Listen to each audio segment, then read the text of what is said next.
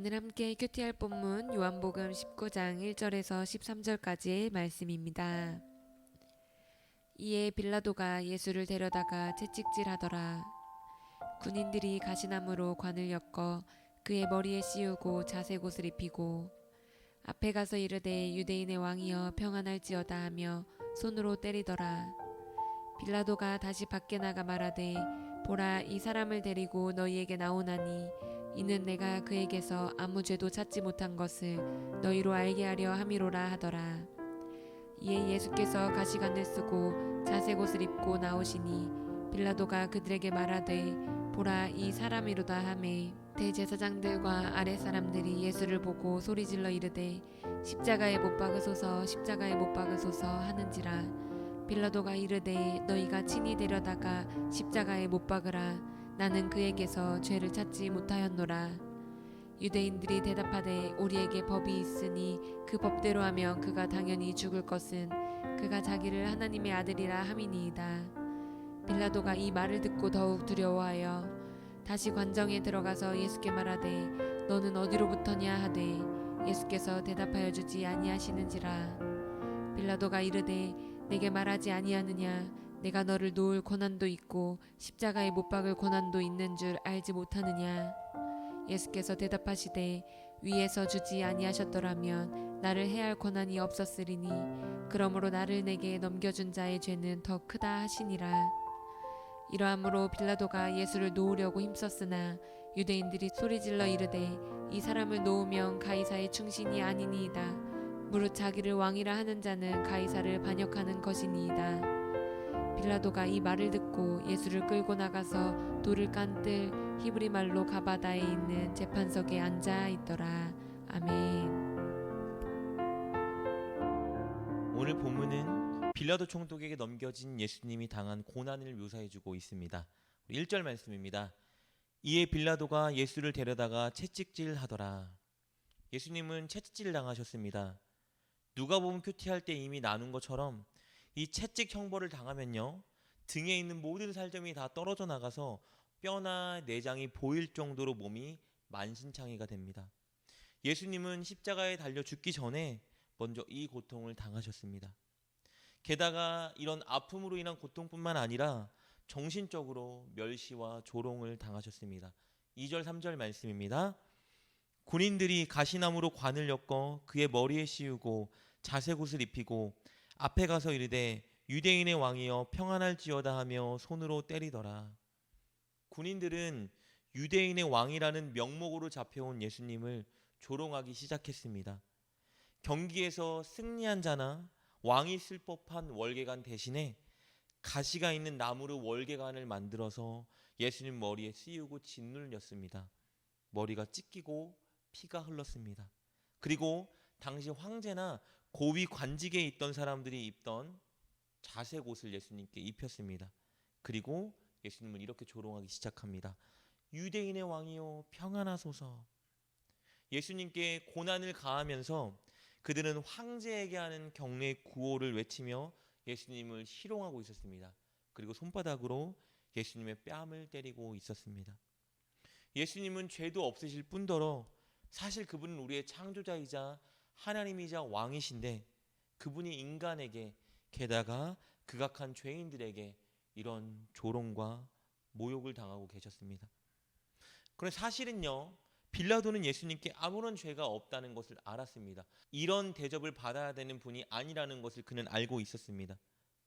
그래서 그는 본문에서 사실은 예수님을 풀어주려고 노력하고 있었습니다. 이 노력의 일환으로 예수님께 채찍 형벌을 내렸던 것이죠. 죄가 없는 것을 알고 풀어주려고 했지만 그냥 예수님을 무죄로 풀어주기에는 예수님을 고발한 종교 지도자들의 그 반대가 너무 거세일 것을 알고 있었습니다. 그래서 그들을 존중하고 그들의 마음을 풀고 달래주는 차원에서 예수님께 이 가혹한 채찍의 형벌을 내렸던 것입니다. 빌라도는 예수님께서 이렇게 모욕과 수치를 당하고 또 채찍 형벌로 인한 고난을 당하면 고발한 자들의 마음이 누그러지고 풀릴 것이라고 생각했습니다. 그래서 빌라도는 얼굴이 붓고 머리에 피가 흘러 피투성이가 되고 등의 살은 다 터지고 몸은 가누기도 힘든 만신창이가 된 예수님을 그들 앞에 끌고 와 보여줍니다. 5절 말씀입니다. 이에 예수께서 가시관을 쓰고 자색 옷을 입고 나오시니 빌라도가 그들에게 말하되 보라 이 사람이로다 하매. 이렇게 만신창이가 된 예수님을 그들에게 보여주는 데는 두 가지 의도가 있었습니다. 첫 번째 의도는요, 이 정도면 된 것 아니냐라는 의도예요. 이렇게 형벌을 내렸으면 이제 풀어줘도 되는 것 아니냐라는 의도입니다. 두 번째 의도는요, 이렇게 아무 의미 없고 고난당하는 자가 어떻게 유대인의 왕이겠느냐라고 반문하는 거예요. 이렇게 해서 빌라도는 종교 지도자들과 이스라엘 사람들의 마음을 달래고 예수님을 풀어주려고 했습니다. 그런데 종교 지도자들과 이스라엘 사람들은 만족하지 못하고 예수님을 죽이라고 소리치기 시작했습니다. 그리고 그들은요, 예수님을 왜 죽여야 하는지 그 근거를 대기 시작합니다. 우리 7절 말씀입니다. 유대인들이 대답하되 우리에게 법이 있으니 그 법대로 하면 그가 당연히 죽을 것은 그가 자기를 하나님의 아들이라 함이니이다. 그들이 내미는 근거는요, 바로 율법이에요. 레위기 24장 16절에 기록된 대로 종교법, 바로 신성모독죄입니다. 그들은 신성모독죄를 범한 자는 당연히 죽여야 마땅한데 예수님이 스스로 하나님의 아들이라고 했기 때문에 그는 죽어 마땅하다는 겁니다. 그런데 이때요, 그들의 말을 들은 빌라도의 마음에 갑자기 엄청 큰 두려움이 엄습하기 시작합니다. 우리 8절 말씀입니다. 빌라도가 이 말을 듣고 더욱 두려워하여 예수님을 고발한 자들이 예수님이 저자가 하나님의 아들이라고 했다, 신성모독을 저질렀다 라고 말하자 빌라도가 생각합니다. 예수님이 혹시 마술적인 권능이나 초자연적인 위엄을 가지고 있는 신적인 사람이면 어떡하지? 라는 두려움이 임하기 시작했습니다. 게다가 본문에는 기록되어 있지 않지만 마태복음 27장 19절을 보면요, 빌라도의 아내가 빌라도에게 와서 내가 어젯밤 꿈에 저 예수라는 사람을 보았으니 절대 그를 해하지 말고 그냥 보내줘야 합니다라는 조언을 했던 상황이에요. 이런 상황들을 종합해서 빌라도 마음 가운데 두려움이 임한 겁니다. 설령 저 사람이 하나님께로부터, 하늘로부터 온 사람이라면 내가 죽음의 자리로 내몰면 어떡하지? 두려움이 엄습했습니다. 그래서 예수님께 질문합니다. 예수님의 입을 통해서 제대로 확인하고 싶었기 때문입니다. 9절 말씀입니다. 다시 관정에 들어가서 예수께 말하되 너는 어디로부터냐 하되 예수께서 대답하여 주지 아니하시는지라. 빌라도의 질문은 이런 것입니다. 네가 하늘로부터 온 것이냐 사람으로부터 온 것이냐, 즉 너에게 진짜 신적인 권능이 있는 것이냐 라고 물은 것이죠. 그러나 예수님은 대답해 주지 않으십니다. 왜냐하면요, 이미 신문 과정에서 그것에 대해서 말씀해 주셨고요, 그리고 다시 한번 말해준다 한들 빌라도가 이해하지도 못하고 믿지 못할 것을 알고 계셨기 때문입니다.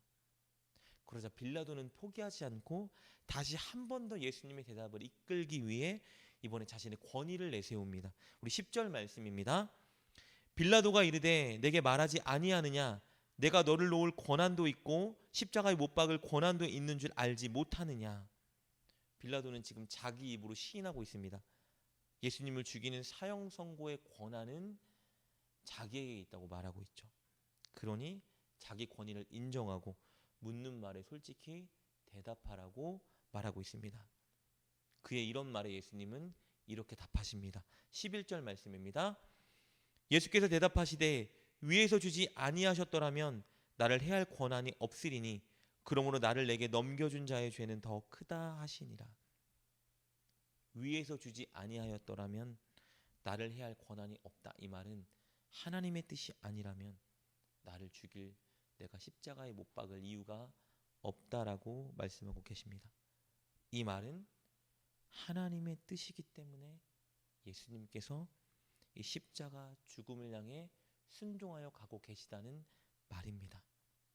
고난과 조롱과 죽음이 하나님의 계획이고 뜻이기 때문에 예수님께서 지금 자발적으로 순종의 길을 걸어가고 계신다는 의지를 표명하고 있는 것입니다. 사랑하는 여러분, 여러분은 무엇을 따라 선택하고 결정하고 행동하고 계십니까? 종교 지도자들은 예수님을 죽이려고 한 이유가 있었습니다. 자신들의 이익 때문이었습니다. 자신들의 권위, 명예, 인기, 그것을 유지하기 위해서 예수님을 죽이는 자리에 내몰았던 것입니다. 빌라도도 마찬가지입니다. 이렇게 계속 고민하고 옳은 길이 무엇인지 알지만 종교 지도자들에게 끌려다니는 이유가 있습니다. 그것은 자기 이익 때문입니다. 자기의 정치적인 자리를 지키고자 했기 때문에 바로 돌이킬 수 없는 선택을 하게 되는 것입니다. 그러나 예수님은 하나님의 뜻과 계획에 따라 선택하고 행동하셨습니다. 이 엄청난 고난을 참고 견딘 이유는 하나님 뜻이었기 때문입니다. 우리를 위한 구원과 사랑 때문이었습니다. 이렇게 예수님은 늘 하나님 뜻을 위해 우리를 살리기 위해 선택하고 결정하고 행동하셨습니다. 우리의 선택의 기준도 우리의 이익이 아니라 바로 하나님의 뜻과 말씀과 계획이 되어야 합니다. 우리가 하는 말, 우리가 선택하고 결정하는 것, 우리의 행동, 이 모든 것이 하나님의 뜻과 말씀에 기초를 두어야 합니다. 사랑하는 여러분, 손해가 된다 하여도, 돌아간다 하여도, 남들보다 희생해야 한다 하여도 우리를 위해 고난당하신 예수님을 기억하며 이제 우리도 하나님의 말씀과 뜻에 따라 결정하고 행동할 수 있었으면 좋겠습니다. 그것이 고난주간을 준비하는 가장 좋은 모습입니다. 기도하겠습니다. 하나님, 우리를 하나님의 뜻을 위해서 그리고 우리의 구원을 위해서 모진 고난을 당하신 예수님을 기억하며 우리도 그 길을 따르게 하여 주옵소서. 늘 우리의 이익이 아니라 하나님의 말씀과 뜻에 따라 결정하고 행동하는 우리가 되게 하여 주옵소서. 예수님의 이름으로 기도드립니다. 아멘. 오늘 말씀을 통해 깨닫고 결단한 것은 무엇입니까? 그것을 붙들고 하나님께 기도합시다. 그리고 그렇게 실천하며 하루를 살아가는 여러분 되시길 주님의 이름으로 축복합니다.